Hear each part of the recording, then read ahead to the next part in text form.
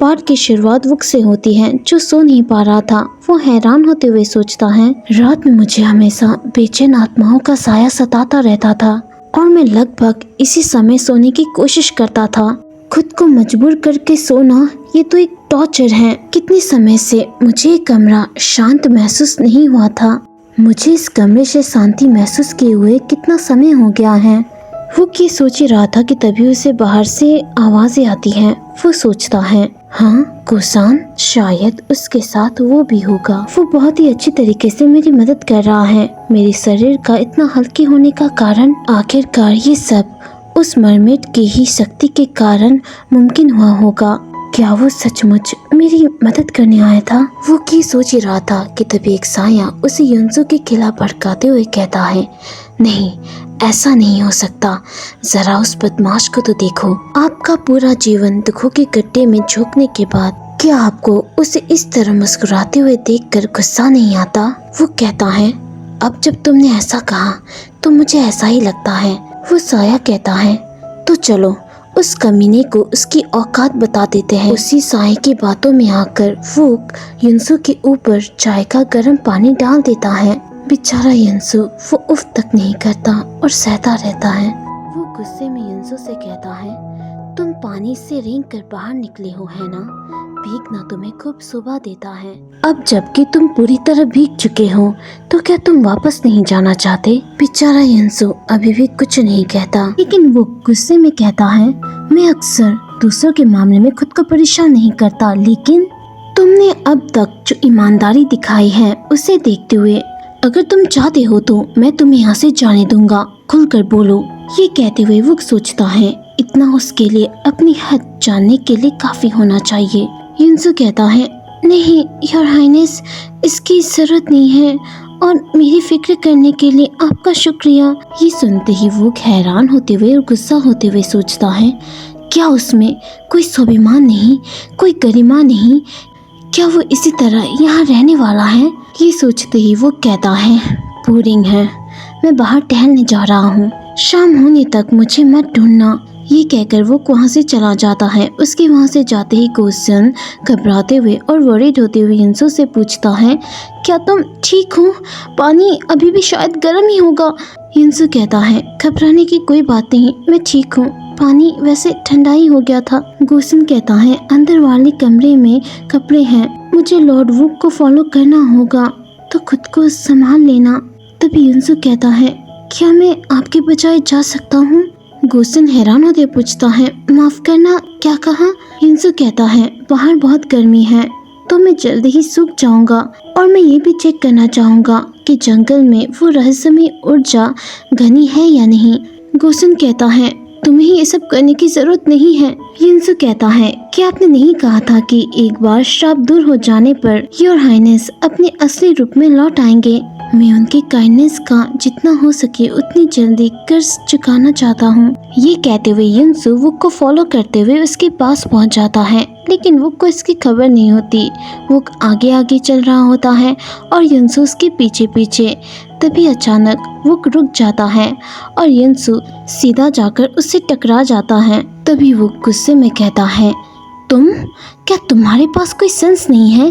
मैं बाहर टहलने आया था क्योंकि मैं तुम्हारा चेहरा नहीं देखना चाहता था, तो यहाँ से चले जाओ। युनसू घबरा जाता है और कहता है, समुद्र से निकलने वाली ये ऊर्जा पहाड़ों पर चढ़ गई है, ये खतरनाक है। और क्या आपने मुझे अपने साथ रहने की परमिशन नहीं दी थी? युनसू की ये बातें सुनने के बाद वो वहाँ से जाते हुए कहता है, हाँ तुम सच में अजीब हो, और हाँ मुझसे दूरी बना कर चलना। युनसू कहता है, हाँ। अब युनसू वुक को फॉलो करते हुए सोचता है, इतनी दूरी काफ़ी होनी चाहिए है ना? लेकिन तभी उससे अचानक एक गिलहरी दिखाई देती है, जिसे देखते ही वो शॉक्ड हो जाता है और हैरान होते हुए सोचता है, हाँ एक बालों वाला जानवर। वैसे आपको और मुझे तो पता ही है कि युनसू पहली बार ज़मीन में आया है, तो इसके लिए नई चीज़ है। तो चलिए स्टोरी को आगे बढ़ाते हैं। उस गिलहरी को देखने के चक्कर में युनसू का ध्यान भटक जाता है और वो वुक को फॉलो करना बंद कर देता है। वो उस गिलहरी को ध्यान से देखता है और उसे कुछ बुरी एनर्जी भी महसूस नहीं होती। तो वहीं दूसरी ओर वुक आगे बढ़ते हुए सोचता है, हम कोई टैग गेम नहीं खेल रहे हैं, वो सच में बहुत ही ज्यादा एनोइंग है। उसे अपने साथ इसी तरह रखना पड़ेगा, ये सोचकर ही मुझे डर लगता है। अगर उसके पास श्राप को दबाने की एबिलिटी नहीं होती तो वो अपनी स्वाभाविक आयु तक नहीं जी पाता। वो ये सोच ही रहा था कि तभी उसे कुछ एहसास होता है और वो पीछे मुड़ के देखता है तो पीछे युनसु नहीं होता। ये देखते हुए वो हैरान होते हुए सोचता है, उसने कहा था कि वो मुझे फॉलो करेगा, कहीं ऐसा तो नहीं कि दूरी बनाए रखते हुए वो रास्ता भटक गया हो। लेकिन तभी वो बुरा साया उसके पास आता है और उससे युनसु के खिलाफ भड़काते हुए कहता है, नहीं, उसने तुम्हें इस तरह से मैं एनर्जी से भरे हुए पहाड़ पर अकेला छोड़ा और भाग गया। मुझे पता था इस तरह चापलूसी से भरे हुए मुस्कान बिखरते हुए वो तुम्हें यहाँ इस तरह अकेला छोड़कर भाग गया।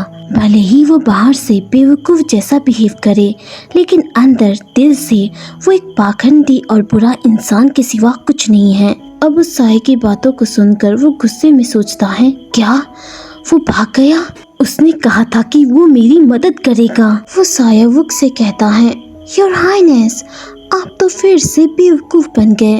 मानो श्राप ही काफी नहीं था, किसी के हाथों की कठपुतली बनकर खिलवाड़ करना तो और भी हास्यास्पद है। वो गुस्से में कहता है, चुप रहो, मैं उस कमीने को पकड़ूंगा और उसकी टांगे तोड़ दूंगा। नहीं, इसके बजाय मैं उसकी गर्दन तोड़ दूंगा। वो नीच गद्दार, वो मुझे बार बार धोखा देने की कोशिश कर रहा है, लेकिन अब मैं कोई कमजोर इंसान नहीं हूँ। अब वो युनसु को ढूंढते हुए आगे बढ़ता है। तभी उसे कुछ हंसने की आवाजें आती हैं, तो वो झाड़ियों को हटाकर अंदर देखता है। वो देखता है कि युनसु एक गिलहरी के साथ होता है। युनसु उन गिलहरियों के साथ मजे कर रहा होता है। युनसु को इस तरह देखकर वो हैरान होते हुए सोचता है, उसकी गर्दन।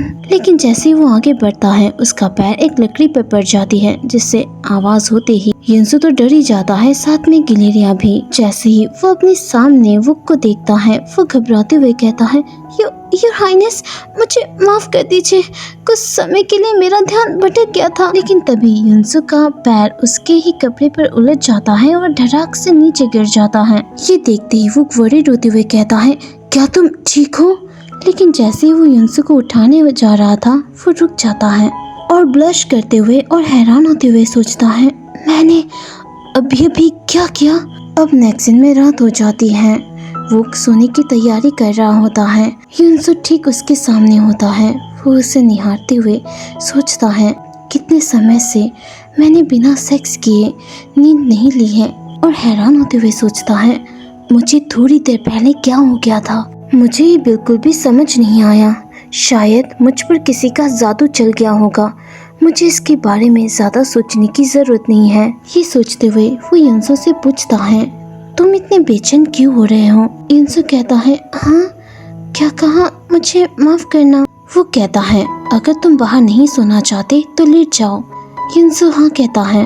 वो सोचता है, फिर भी इस कमीने की वजह से मुझे लाइट बंद करके सोने की सुविधा मिलती है। तभी युनसु मोमबत्ती बुझाते हुए कहता है, good night your highness. Next scene में धड़ाक धड़ाक धड़ाक सी आवाजें आती हैं।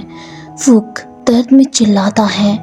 कोई उससे कहता है, योर हाइनेस प्लीज आप मर ही जाइए। स्टोरी पसंद आई है तो इसके नेक्स्ट चैप्टर को देखने के लिए वीडियो को लाइक कीजिए, चैनल को सब्सक्राइब कीजिए।